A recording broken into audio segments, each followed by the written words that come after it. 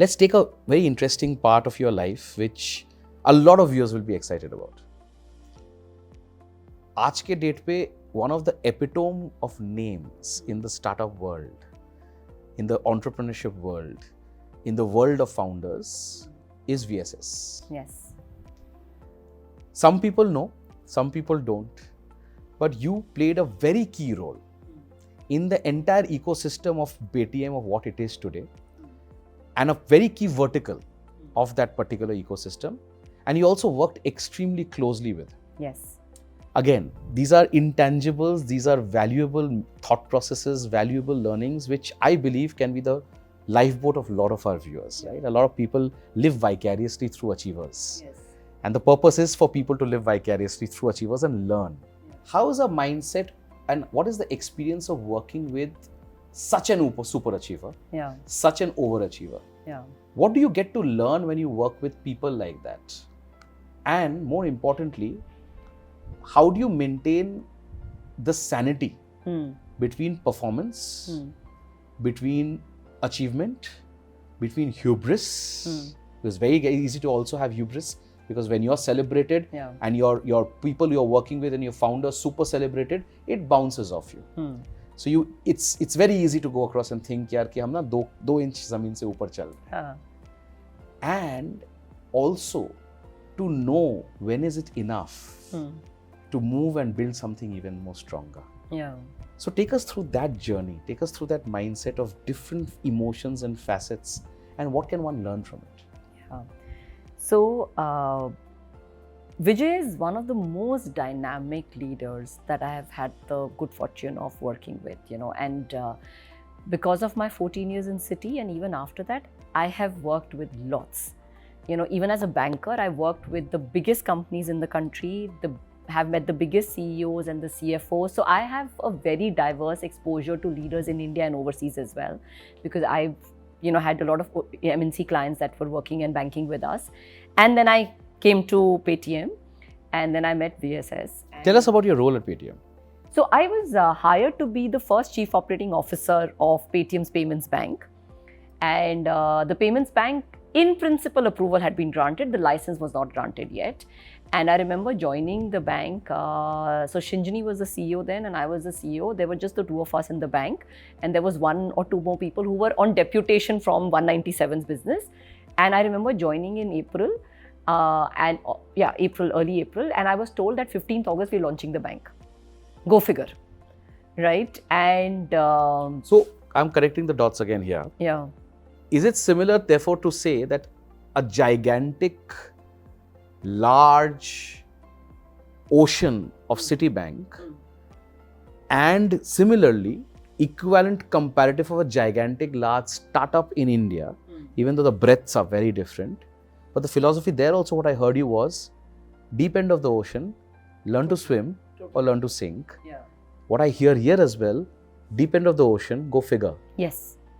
That's actually been a big driving force of me to have an entrepreneur mindset. So any role that I have taken up, either in Citi or in Paytm or in Clicks or in Google, there is a remit that you're given. But you can actually say that I ignored the remit. Right? I go there and I figure out that, okay, this is the opportunity. This is what I believe we can deliver. And that's what, we as a team make it happen. So the remit is usually something that I do ignore, right? By nature or also by a defense mechanism? No, by evolution now, and because I thrive on it. So over the years now that, my exposure, so like in Citi also I did some 6-7 different roles. The fact that I was put into the SME banking, which was the first time a foreign bank was trying, the fact that I got the opportunity to work with the entrepreneurs of that time. Imagine 2002 and the entrepreneurs of India. Very different. Right? They had grown up businesses over 20, 30 years and they had become brands that they were like, names like Haldiram, Fab India, Jacor. These are the promoters that I worked with, right? So companies between 10 crores to 1,000 crores are the entrepreneurs that I had a center table seat at. So having seen those entrepreneurial mindsets actually made my mindset very entrepreneurial. So coming back to Paytm and Vijay, right? So I think there are three things that I've learned from Vijay and I admire him totally for. And I think there are rarely leaders who have those three traits to that extent as him. One is his ambition. I think the one thing that I've always admired about him, and that is not very usual to find in India, and I am now a student and observer of this around me, whether it's founders, whether it's employees, whether it's whatever, we don't think big enough. I don't know if it's cultural, I don't know if it's our upbringing, I don't know if it's our education. We don't think world. We may have Indian CEOs leading companies like Google and Microsoft, but do we have a Google coming out of India? Do we have a Microsoft coming out of India, right? And Vijay, I think, thinks big. So I think there's one thing, that his ability to think big, hairy, audacious goals is something that I totally admire. I think the second thing that I learned and observed very closely was his risk-taking appetite.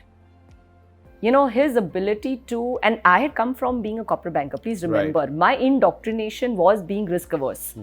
So for me, I think my Paytm stint and having seen demonetization and what we as a team did then, or how we launched the bank and some of the things that we tried out, which we also got wrapped on our knuckles for, I think that really changed me and evolved my risk-taking appetite.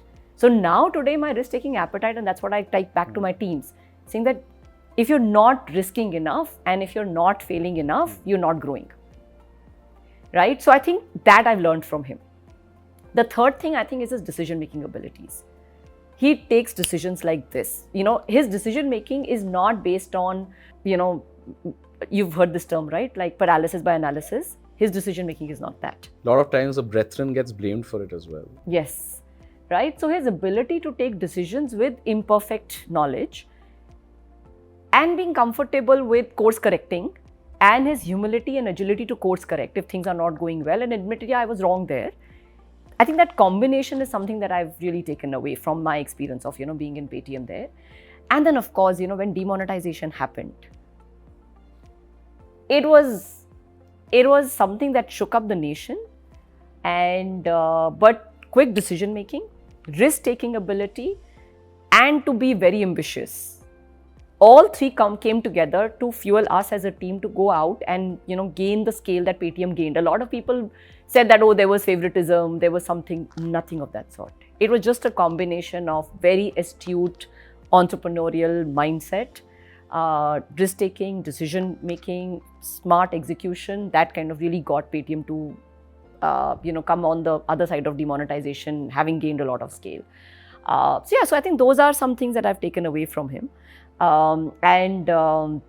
Of course, I waited on to launch the bank. My team was there. We made sure that the bank was launched. Then I moved on because something more exciting had come my way.